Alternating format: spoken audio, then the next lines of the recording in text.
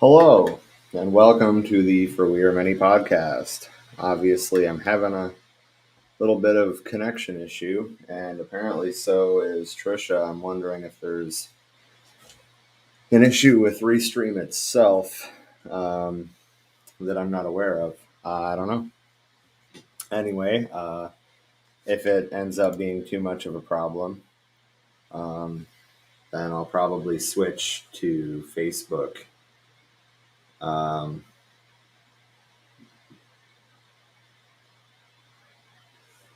Trisha is trying to get in, so I'm trying to rectify that too. That's why there's been 12 minutes of background music playing. So bear with me here.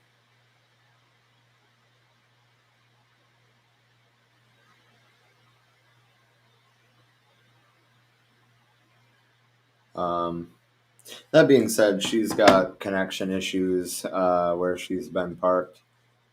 Mine, I don't know why, but glad to see you too, Natalie and James. You're always here. Oh yeah. Um, Hope everybody's been doing pretty good. I have a few things to talk about tonight. Uh, the North Korean missile tests, Detroit police killing a schizophrenic black man in a mental health crisis. And then we're going to kind of, elaborate on that more with an independent article. Police killed more people in the past year than any time in the past decade. So, yeah, through September 30th, through September 30th, so 9 months into the year, police killed at least 881 people. There have only been 10 days this year where the police did not kill someone. So we're going to look at mapping police violence. We're going to talk about the railroad strike that Biden prevented. We said that he was just kicking the can down the road because it was going to be rejected by the unions. Well, the unions rejected the contract. PayPal threatened to fine customers spreading misinformation, $2,500 for each infraction. But of course, they got a lot of feedback on that, and they completely walked that back. And then there was I usually don't like to use the media terminology, but I don't know what else to call it but a massacre. Former cop in Thailand went on a killing spree at a daycare. At least 24 of the 36 or so people.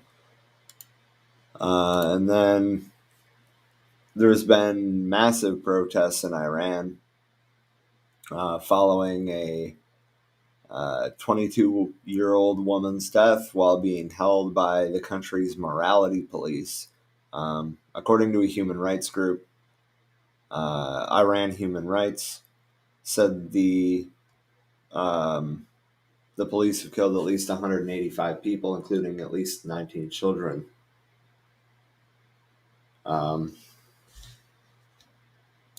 Yeah, so what do you guys want to start with?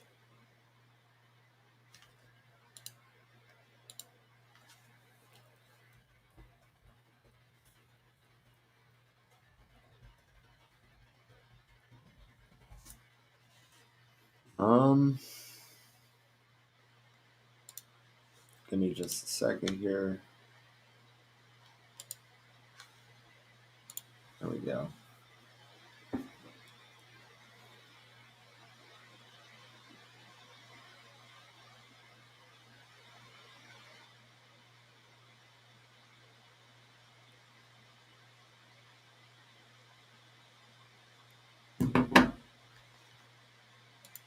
All right. I guess we will start with the Detroit police. um, okay, so not only did the Detroit Police Department kill a schizophrenic black man, they fired 38 shots in 3 seconds. The man's name was Porter Burks. Police said they fired 38 shots in 3 seconds. He was in an apparent mental health crisis. So, Detroit Chief of Police James White held a press conference today. Snippets of body camera footage. I think I just heard Trisha enter the room. Yes, I did.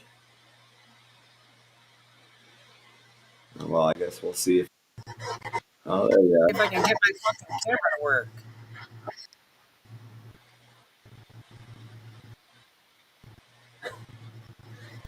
She won't turn the camera on. Hi, it's kind of functional Well, now. that's sweet. Not fully.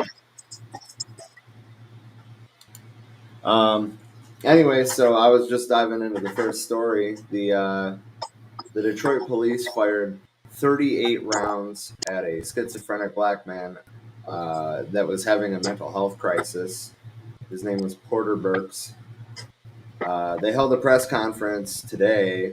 They showed snippets of the body camera footage of the events leading up. The body camera footage shown involved a trained crisis intervention officer identified as Sean in the video. And officers can be heard negotiating with Burks, who is alleged to have been armed with an 8-inch knife, ordering him to put it down and offering to get him some help. They just kept saying, "You're not in any trouble, just drop the knife and we'll get you some help." Burks can be seen running towards the officers in the video before he was fatally shot. And the chief of police, James White, said, "It's unfortunate, but this was a life-threatening situation. This is a tragic situation. Anytime we use force, it's not the desired outcome. Anytime we use fatal force, it's the worst outcome." So I want to circle back to a piece that we did a while back. Right. So the Detroit race riots, for example. Detroit has a pretty long history of excessive use of force when it comes to the police. But to the point where when the race riots were happening, they were going around just they weren't even trying to take people into custody. They were just shooting them. I mean, maybe not as bad as it was in Detroit in the 60s, but still not a good situation. And this is a police department with a very long history of excessive force and outright violence. So that can't really be overlooked either.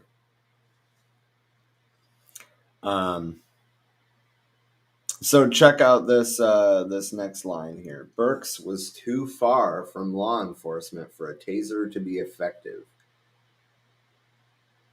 So he was too far away for a knife to be effective, right?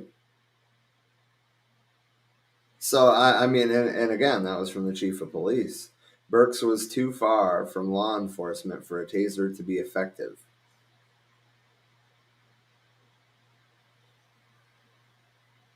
I mean, I'm sure you all see where I'm going with this. A knife, an 8-inch blade, has 8 inches of reach beyond his hands. The taser has 20 yards reach beyond the officer's hands. Anyway, Detroit Police Executive Team Director Krister Graveline said there were numerous officers on the scene Sunday where Burks was killed, but only 5 had fired their weapons. 5 officers fired 38 shots in 3 seconds.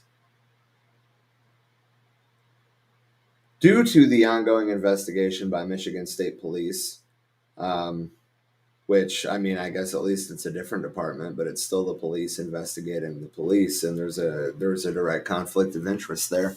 But White said he is not releasing the full names of the 5 officers involved, but they are all currently on administrative leave.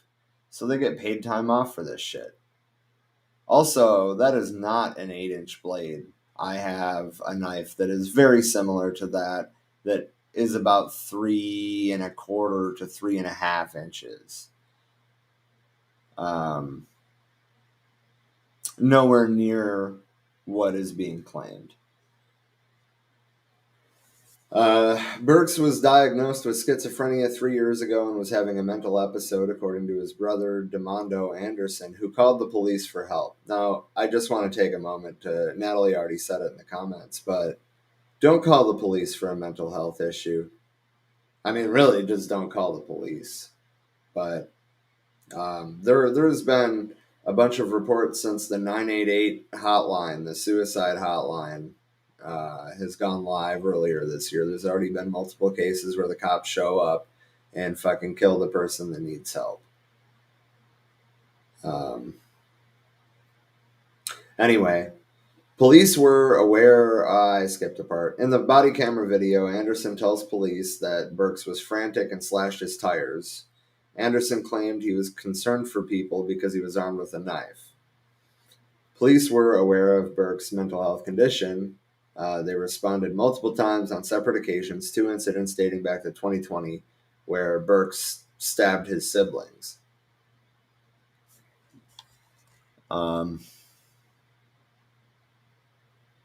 So I'm going to screen share.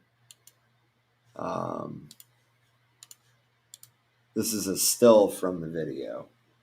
But look how far away he is.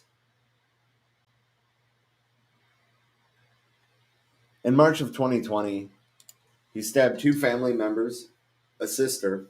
He stabbed her both in her neck and her hand, as well as the brother in the top of his head as the brother came to defend the sister.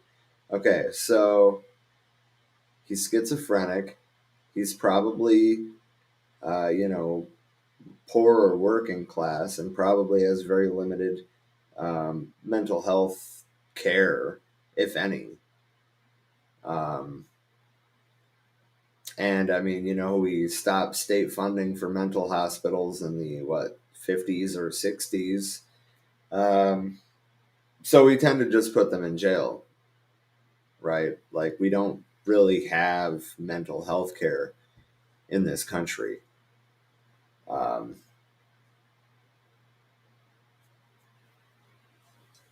Yeah, anyway, Graveline, who was that guy?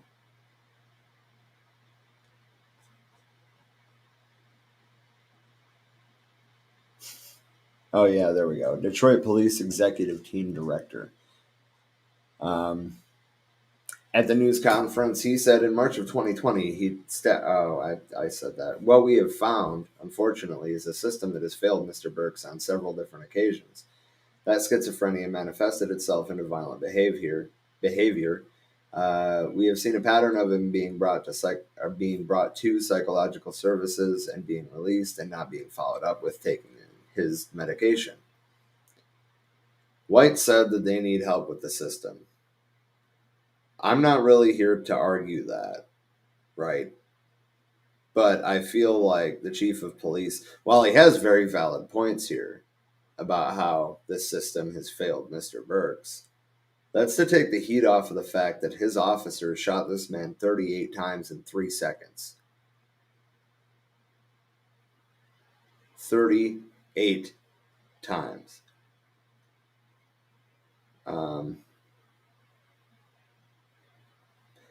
Figer Law announced Wednesday that they will be representing the family and will hold the press conference on Thursday.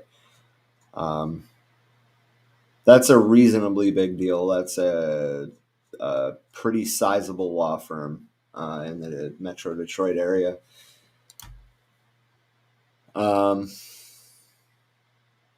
Exactly, James. So if someone mentally impaired has a pocket knife, they shoot them 38 times. What about the taser? What about, de-escalation specialists? What about counselors? What about anything but armed fucking pigs? Natalie said 70s is when I think it got worse and closing down more state-run institutions.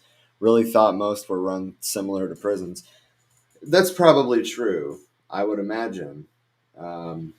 They basically are. But now, I'm not saying that they were what they needed to be. But the point is at least there was facilities to care for these people, and now there's not even that.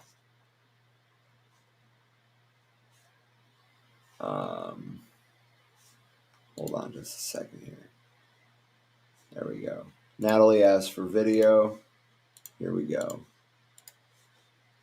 This is just the press conference. Feels like this early in the investigation, but he says he's doing so out of an, quote, abundance of transparency. This incident happened Sunday morning at 5 a.m. Police got a call from family of Porter Burks that he was having a mental health crisis and needed help.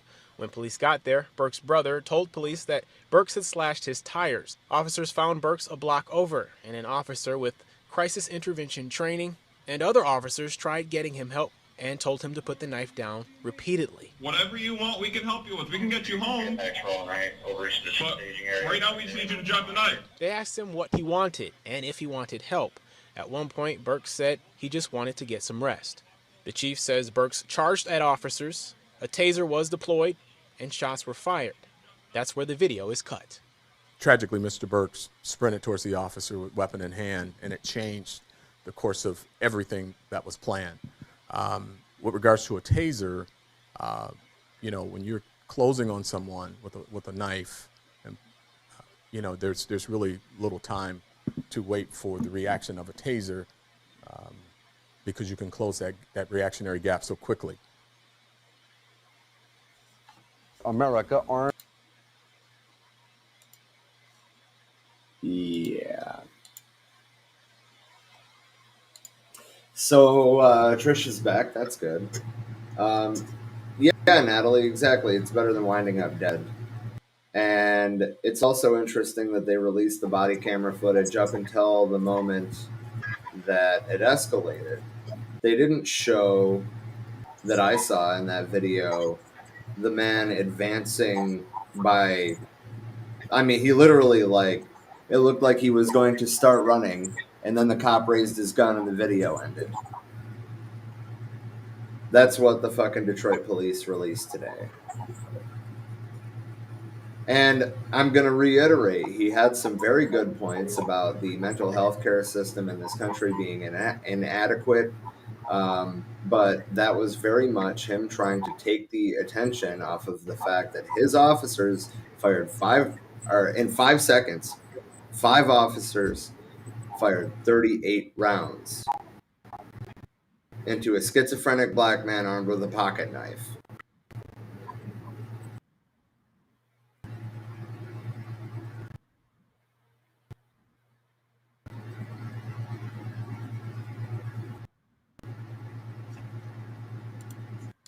Welcome back, Trisha.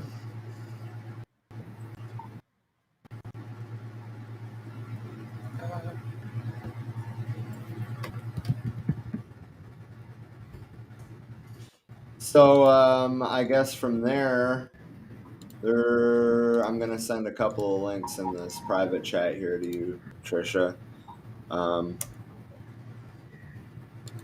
These are the 2 sources for the rest of this topic, I guess, because we're not moving off of the police yet. We're just moving off of Detroit. So, according to a database that tracks police violence, more specifically, it's called Mapping Police Violence.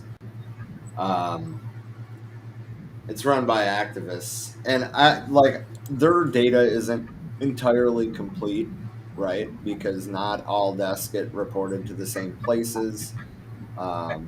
It's an interesting thing, but it's a really useful tool.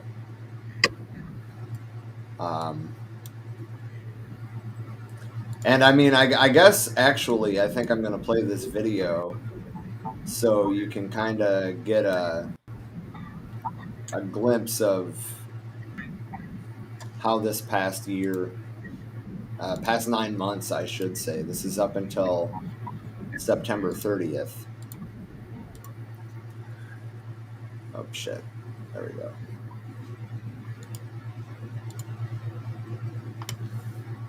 If you see the date on the bottom, we're getting into March,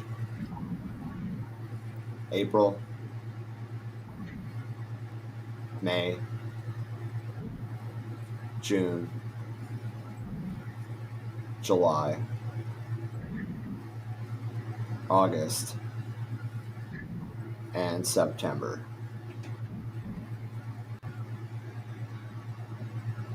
That's insane, right? The yellow dots, obviously the pins all stayed there, but the yellow dots represent when and where they happened.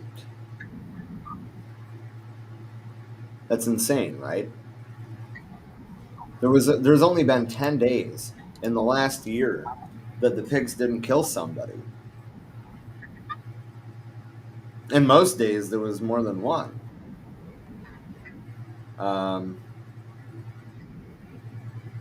So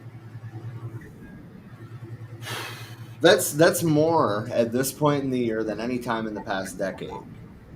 The activist that runs the organization tweeted on the 2nd of October that police killed at least 881 people through September 30th, 2022.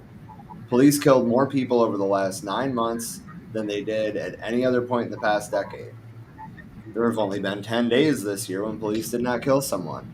And on Tuesday afternoon, the number of people killed by the police so far this year had risen to 889 people, according to the group's website. The organization also stated that black people made up about 24% of those killed by police this year, despite making up 13% of the population.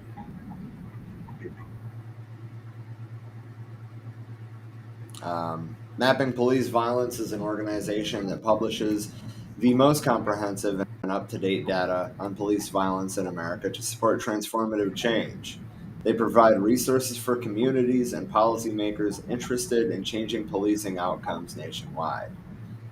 Compared to the same period in 2021, police killed 30 more people from the beginning of this year until the 2nd of October, with black people most likely to die while interacting with the police. Between 2013 and 2022, police in Chicago killed black people at a rate 25 times higher than the white people per population. The rate in Minneapolis and Boston was 28 times higher. While a third of all killings started with an alleged crime, only a third started with an alleged crime. Mapping Police Violence states that most of the killings start when the police are performing traffic stops, mental health check-ins, looking into disturbances or other nonviolent offenses, and where no crime was alleged to have occurred. So, why are the police there? If no crime was alleged to have occurred in 2/3 of these situations, why were they there? To make some crime happen from the map. Yeah. Like, a third of dude, look, the only parts of that map that are not lit the fuck up red are where basically nobody lives. Yeah.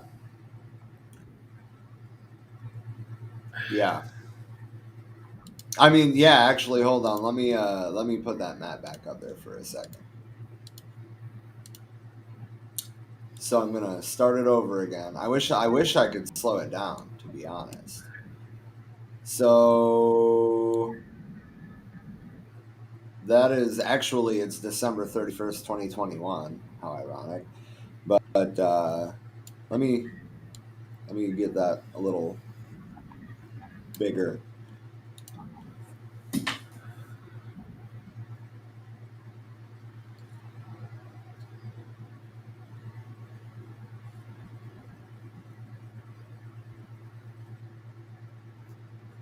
Halfway through the year.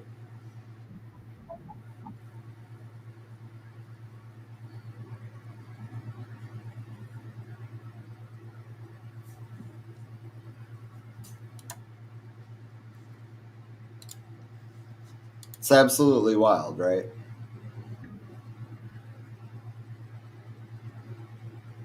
But 38 times.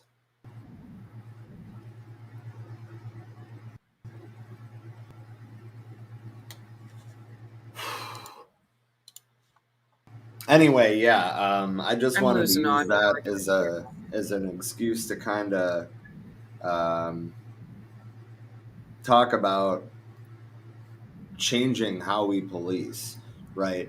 Um, for example, in High Thurman's book, Revolutionary Hillbilly, what the Young Patriots were pushing for was the police are from, well, first of all, the system, God damn it, she's gone. First of all, the system that they operate within um, is ultimately corrupt. Like, there would have to be a complete overhaul or replacement, really, of the policing system to ever have it equitable. Right. But two of the big things that both the Black Panther Party and the Rainbow Coalition and the Young Patriot Organization, all these groups, they were pushing for community control of the police, meaning that the citizens control the police and that you are from the community that you are working in. Right. Especially in cities like Detroit, most of those cops live in the suburbs. They commute to Detroit to come to work, and they don't have any real ties in the community. Um, Plus, compounded with the type of people that the policing job draws in. Um, but let's not forget that the modern policing system is just an expanded and refined runaway slave patrol. Literally, that's where the policing system in this nation comes from. So we can't really talk about reform at this point. It's really about abolition. It has to be replaced, not fixed. Yeah, there's no reforming this. There's no fixing this. There's no training them to somehow become better people. There's no changing the type of people that this job actually attracts. It's all fucked. Well, I mean, the type of people that it attracts is intentionally done too. I mean, look at the position and what it is, what it stands for, and then look at the type of people that become cops. I mean, I'm just saying. And no, that doesn't mean that, never mind. I'm not going to get into the whole all cops thing. Point is that even if a cop is a good person, like let's say you know them personally and they're a good person, right? That doesn't change the fact that all cops are bastards because they uphold a corrupt system. They uphold systems of institutional racism and oppression. You can't just That, overlook that. The job itself is evil.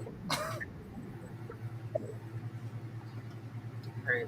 Right. There's no being a cop and not being a traitor to your fucking community.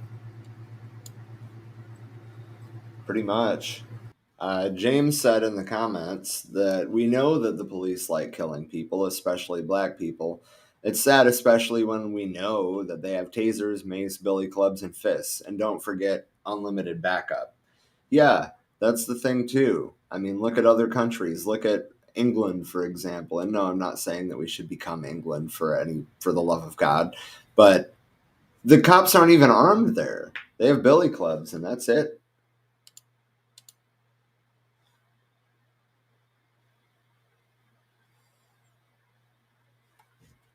Yeah, spot on, Natalie. Um, and we need to put people and planet over profits, to quote the Communist Party USA. Um, let's see. The railroad union is probably a pretty solid one to go into next. Um, I'm not seeing Trisha's video though. or audio for that matter. All right, so the railroad union. So before I even read this article, I just want to talk about how Biden took credit for the strike not happening, right? And it was always intended to kick the can down the road. Basically, the only thing that Biden did was took the company's proposed deal, added another day of sick time to it, and then sent it back to the unions who had to vote on it. And then was like, oh, see, well, an agreement. Well, there was a tentative agreement reached, but that just means, okay, we're going to vote on it again. That happened yesterday. And the third largest railroad union in the U.S. rejected a deal with the employers, renewing the possibility of a strike that could cripple the economy. Both sides will return to the bargaining table before that happens.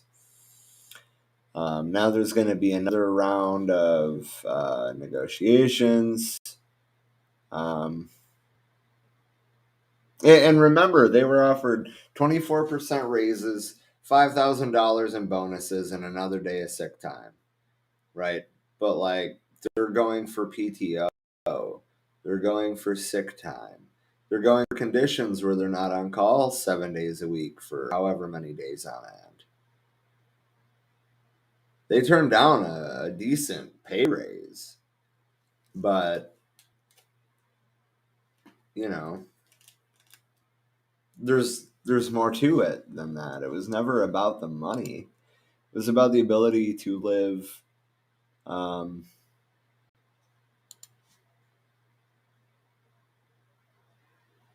They need time.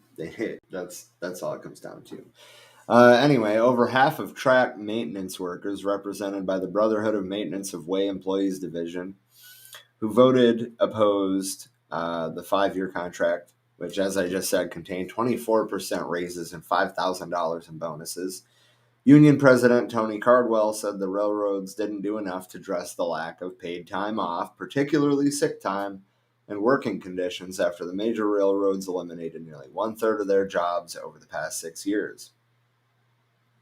Due to things like automation, I would imagine is a big part of it. Railroaders are discouraged and upset with working conditions and compensation and hold their employer in low regard. Railroaders do not feel valued.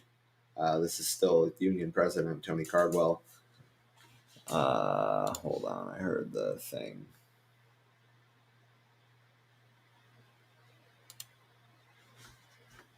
There we go. They resent the fact that management holds no regard for their quality of life, illustrated by their stubborn reluctance to provide a higher quantity of paid time off, especially for sickness. The group that represents the railroads in negotiations said they were disappointed the union rejected the agreement, but emphasized that no immediate threat of a strike existed because the union had agreed to keep working for now. 4 other railroad unions have approved their agreements with freight railroads, including BNSF, Union Pacific, Kansas City Southern, CSX, and Norfolk Southern. But all 12 unions, representing 115,000 workers, must ratify their contracts to prevent a strike. And then another union, the International Association of Machinists and Aerospace Workers, initially rejected its deal, but has since negotiated a new contract. Voting for that one will be completed in mid-November. Biden pressured the railroads and unions to reach a deal last month ahead of a mid-September deadline to allow a strike or walkout. Many businesses also urged Congress to be ready to intervene in the dispute and block a strike if an agreement wasn't reached because so many companies rely on railroads to deliver their raw materials and finished products. Well, I mean, that really says all you need to know about who Biden listens to, right? His donors saying, hey, block this strike.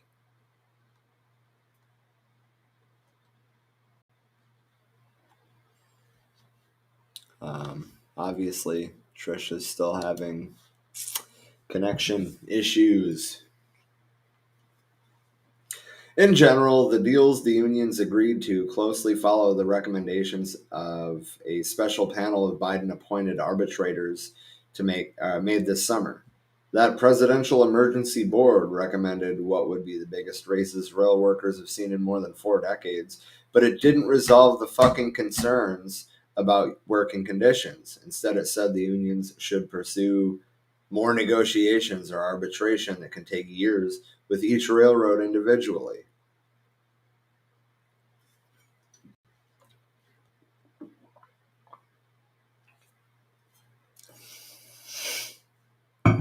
The Brotherhood of Maintenance of Way Union said it agreed to delay any strike until 5 days after Congress reconvenes in mid-November to allow time for additional negotiations. The biggest sticking issue is quality of life, especially access to, this is the Rutgers University professor Todd Vachon, who teaches labor relations classes. He said the biggest sticking issue is quality of life, especially access to paid time off and paid sick time. If the railroads can make some movement in that area, it will go a long way with rail workers who currently feel they are not being respected by their employers. Wages and resource allocation are one important part of contract negotiations, but feeling respected by one's employer remains one of the top reasons that workers form and join unions. It's not all about money, and it never has been.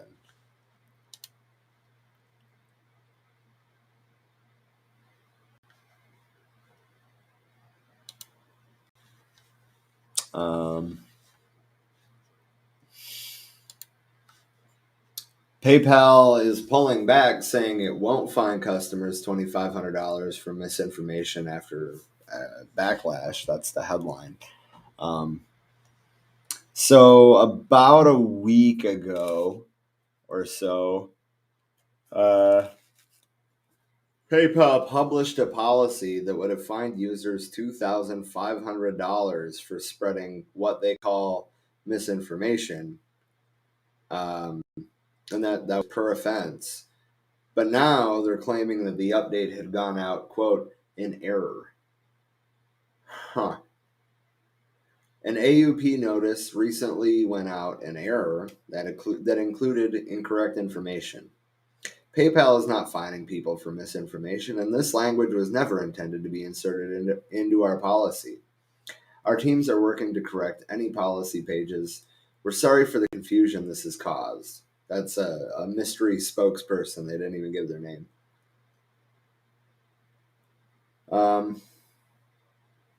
The course reversal comes after the policy changes had started to attract media scrutiny as well as criticism on Twitter. That's putting it lightly. I forget which day exactly it was, but that's how I found out about it. There was a lot going on Twitter about it. Former PayPal president David Marcus even blasted the company over the implication that it could seize customers' money for finding their views objectionable. He said, quote, "It's hard for me to openly criticize a company I used to love and gave so much to, but PayPal's new AUP goes against everything I believe in. A private company now gets to decide to take your money if you say something they disagree with. Insanity." And then, of course, Elon Musk agreed. Whatever.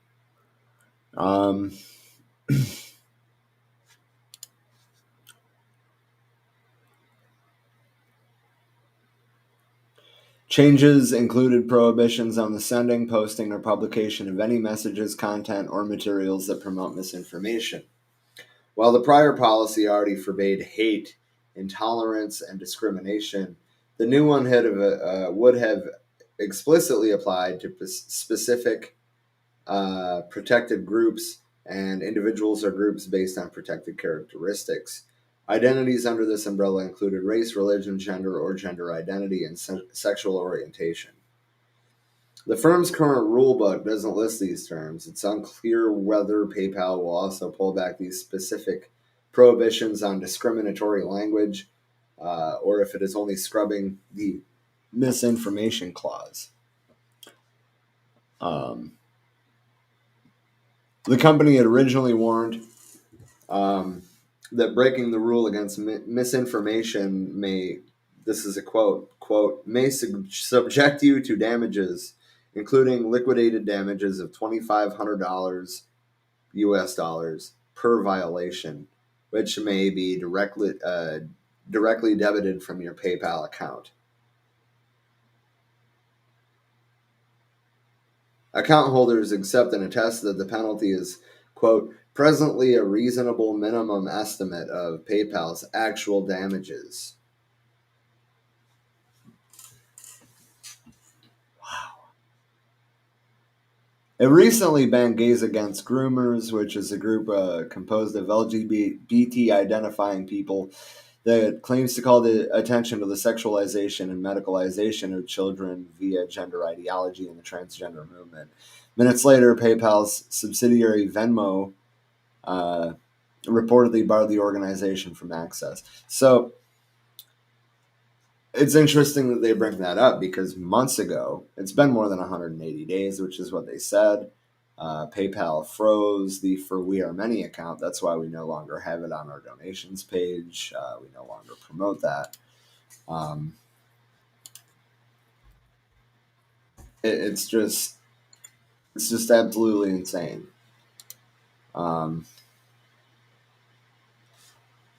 Okay, so like I guess at least they only got $100 and something out of us. But the point is that they froze our account, then they permanently suspended it, and then they took our money and said that it would be given back after 180 days. It's been longer than that, and they still have it. I'm just saying.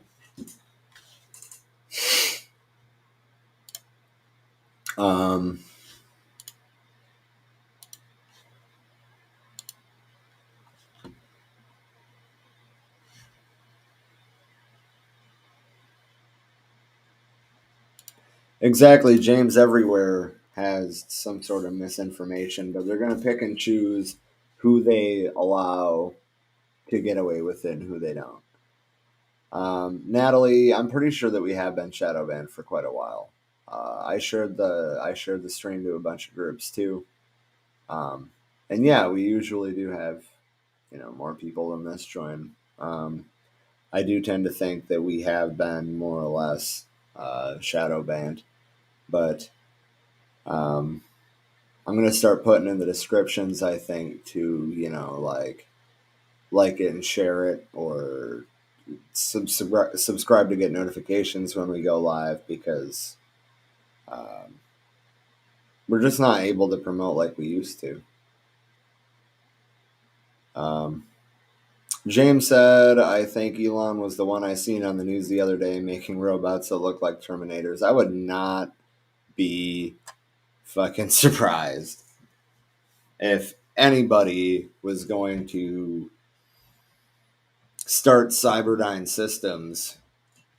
It would totally be Elon Musk.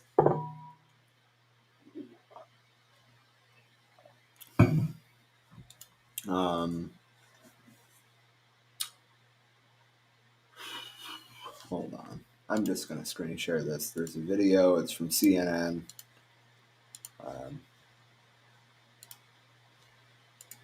Staying in the region, a horrifying story unfolding in Thailand, where at least 36 people are dead, including 23 children, after a former police officer opened fire in a daycare center while children were sleeping. Officials say the man killed his wife and child as well before killing himself. CNN's Selena Wang covering this for us from Tokyo. So Selena, he had actually been, as I understand it, in court just hours before the shooting. Do we know more about the chain of events here? That's exactly right. Just hours before the shooting, he was in court on drug charges before he went over to that nursery where he opened fire on children who were sleeping. That death toll continues to climb. Now at least 36 people killed, including 23 children. Now we've learned from the police that the gunman got to the nursery around noontime. He had himself armed with several different kinds of guns, as well as a long knife. Police say he went to the nursery looking for his 2-year-old stepson, stepson but could not find him. He managed to get into a room where 24 kids were sleeping. He started stabbing the children and staff members as well as shooting. The police said all but one child died in that room. After that, police said he drove himself home, and in the process, he was running into bystanders when he got home.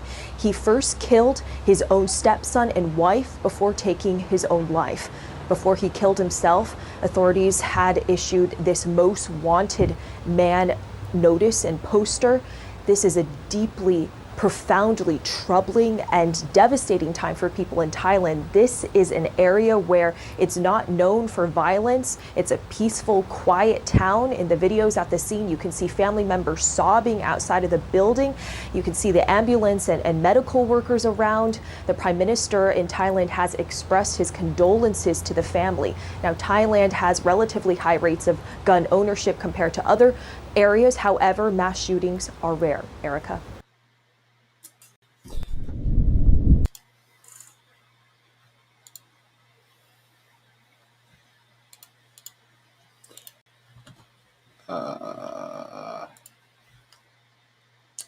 Yeah, I mean,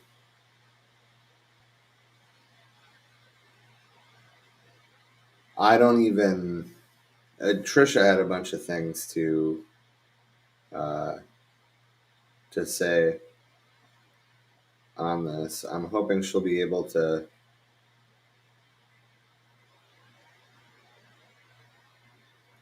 Hold on a second.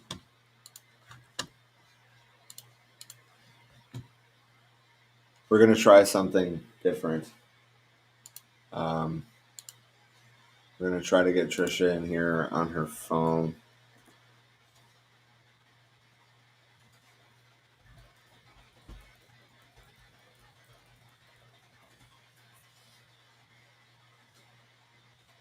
We'll see if that works.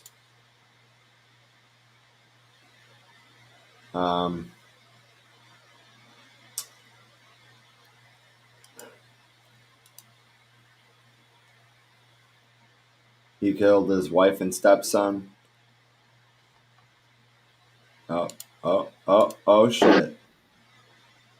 Hello. Holy fuck. Testing, 1, 2. Yeah, right. Now that we're like 2/3 of the way through the stream, you show up. I'm playing. I know it wasn't your fault. But we have gotten to the Thailand massacre. I mean, really, all I know about it is what I just watched in that video. It was just a CNN 2-minute thing about it. If you want, I will give you this link to the article, but I know that you already know a decent amount about it, and I know that you had some things to say about it. So I figured now that you're here, this would be a good thing to turn over to you. Okay, but just a heads up, like your audio is still super choppy. Not quite as bad as it was for my laptop, but I am still having trouble making out everything. There's moments where you sound like Charlie Brown's teacher. Signal out here.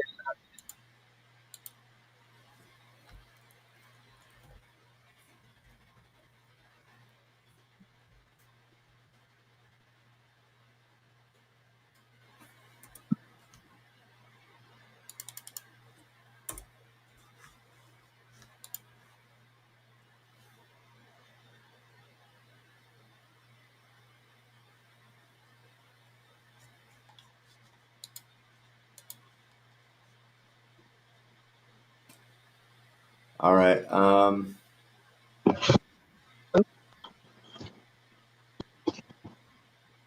So his 2-year-old stepson was enrolled at the nursery that he attacked Thursday, but was not present while the attack was carried out, according to a local police chief. He went to look for his 2-year-old son, but the boy was not there, so he started shooting and stabbing people at the nursery.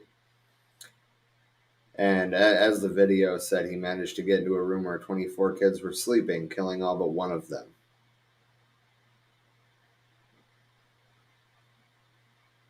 That's insane. So,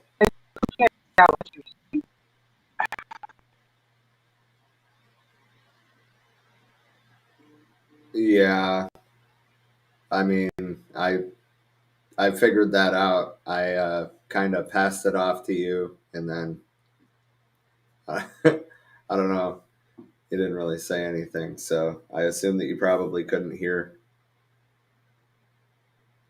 I heard that. Nope. Here. It's popping your voice up. I'm just gonna hop in the comments on the Facebook feed. Okay. Maybe from there on. Right. One of the center's teachers described a horrific scene to local media, explaining that the attacker entered the center around noon while two other staff members were having lunch. I suddenly heard the sound just sounded like firecrackers, so I looked back and two staff just collapsed on the floor. Then he pulled another gun from his waist, and I didn't expect he would also kill the kids. The teacher also said that the attacker was carrying a second gun, as well as a knife, which he used to fatally stab another teacher who was 8 months pregnant. One eyewitness told Reuters that she believed the attacker was coming in to pick up his child. When he arrived at the center, he didn't say anything and shot at the door while the children were sleeping. Most of the deaths were the result of stab wounds. A teacher also told Reuters that the attacker had mainly used a knife. It all went down really fast. He was slashing the knife. He didn't use the gun. He just kept slashing in there. It's all by knife. The police general also said that the attacker mainly used a knife. And then he got out and he started killing anyone he met along the way with a gun or a knife until he got home. We surrounded the house and then found that he had committed suicide in his home. The province is located approximately 335 miles northeast of Bangkok. It is a largely peaceful and quiet area, as the video said.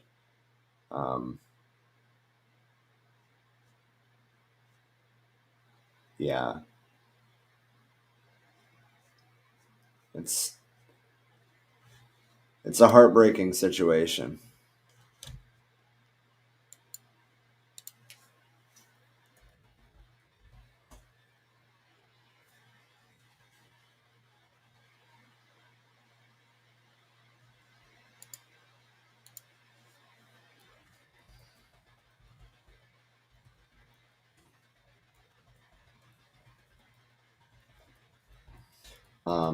Sorry, I was responding to the comments.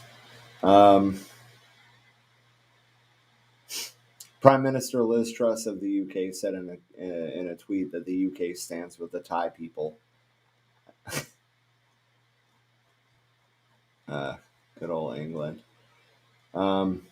Anyway, though, that's it's an absolutely horrific event. And the fact that most of the kids were murdered with a knife, the fact that he, killed his wife, his stepson, and then 23 sleeping children, bringing the total to at least 36. Natalie called it in the comments the worst Halloween nightmare ever. And I would tend to agree with that. If you guys in the comments have anything else that you think that we should discuss tonight, go ahead and bring it up. The last thing that I think that I have to talk about tonight is mass protest in Iran. According to the human rights group Iran Human Rights. This is okay. Let me rewind a little bit. This is all following the death of a 22-year-old woman while being held by the country's morality police. Sorry. And these mass protests have ended up with the police killing at least 185 people. including at least 19 children, with the highest number occurring in the Sistan and Baluchistan province, which is located in Iran's southeast. The protests began after the deaths of Masa Amini, who died while in custody. Who died while in custody of Iran's morality police, allegedly for too loosely wearing her hijab. The country requires women to wear a headscarf that completely covers their hair in public. Her family said she was severely beaten while in custody, though officials have said she died from a heart attack, sparking protests across the country for weeks that have involved some women burning their hijabs and publicly cutting their hair.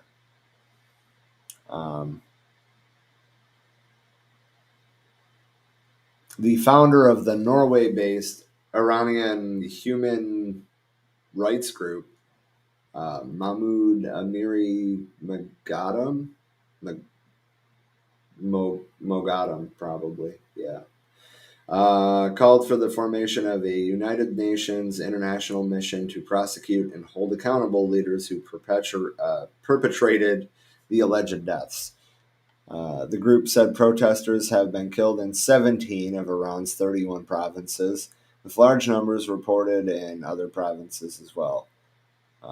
Large numbers reported, in the Mazandaran, Gilan, and western Azerbaijan.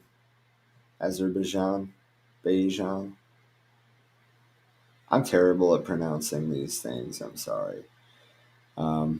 Iran Human Rights said the deaths were especially profound on September 30th, when people gathered in the city of Zehedan after Friday prayer to protest against the alleged rape of a 15-year-old girl by a city police chief. Wow. Other groups have reported the death count from that protest, dubbed Bloody Friday, as high as 90.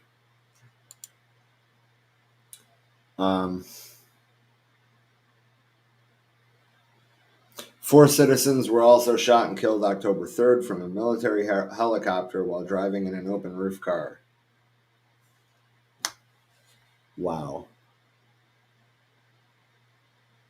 It is important to note that efforts to verify many of the reported deaths are hindered by security issues and the internet shutdown. As such, many of the reported killings are still under investigation, and the exact number of those killed is likely much higher.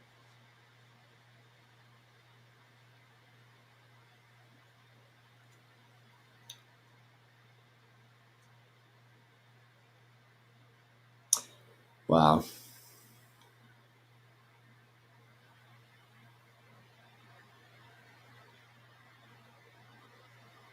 The morality police stepped up their enforcement under the current president, who is a hardliner who started in office last year after the departure of a more moderate, term-limited president who oversaw a more lax enforcement. The protests seek to push back on what demonstrators see as the morality police's heavy-handed enforcement of Iran's dress code and violent treatment of young women. There is something very wrong.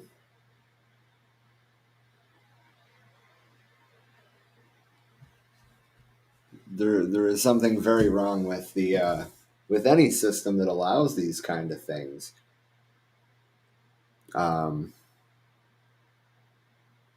mean, it's not on me to judge the culture of another country and pertaining to the law itself, but obviously the masses are not in favor of those laws, and killing people is just going to lead to a revolution, I think. But Iran is not new to political unrest, and there's been growing left-wing movements there for a while, and this is just layering it on, radicalizing more people.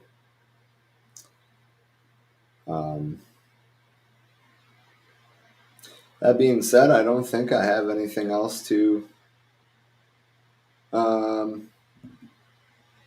discuss tonight.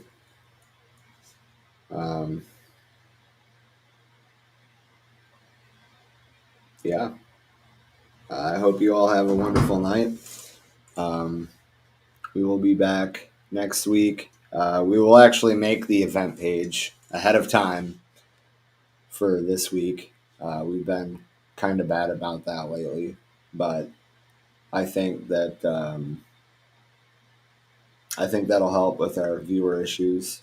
I think part of it, like Natalie said earlier, is that sometimes administrators for groups have to approve the post before people see it.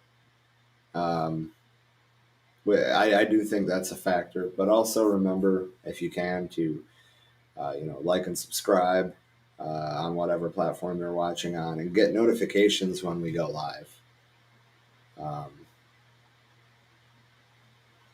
Yeah, and of course, if you do miss a show, or if you want to keep up to date, head over to FWAM.org. For a little while there, we were not doing so well at keeping the website and podcast platforms updated, but now we are. I'm sure you all know this at this point, but we are on Facebook, we are on Twitch, we are on YouTube, we are on Twitter. Let's see, let me pull up the thing. I think that's it. Yeah. And we are on the Left Signal Boost TV collective. There are a lot of good creators on that platform. I recommend checking them all out. Whether you're an anarchist or a communist or a socialist or somewhere in that range, there's probably something there for you. Also, I put out a post about this a while ago, and we've been getting some feedback and stuff. But if you have ideas on things to talk about for the next show, just contact the page, send us a message. If you want to come on and discuss something, hit us up. We'll make it happen. Or, of course, if you would like to join the team, and there's a lot of different roles that can take, whether it's social media or helping run the website or promotion or writing. There's a million different things that you could do to help. And if you would just like to help support us financially, you can go to patreon.com/forwearemany. All right. Well, I will see you sometime next week. Keep an eye out for the event. And I hope that you all have a wonderful night.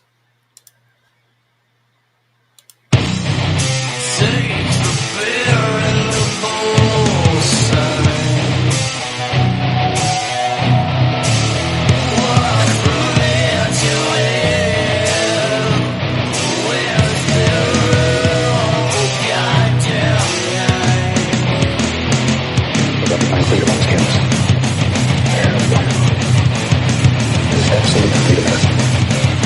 We're all looking for freedom. Here's what I know. Doesn't matter when it's over.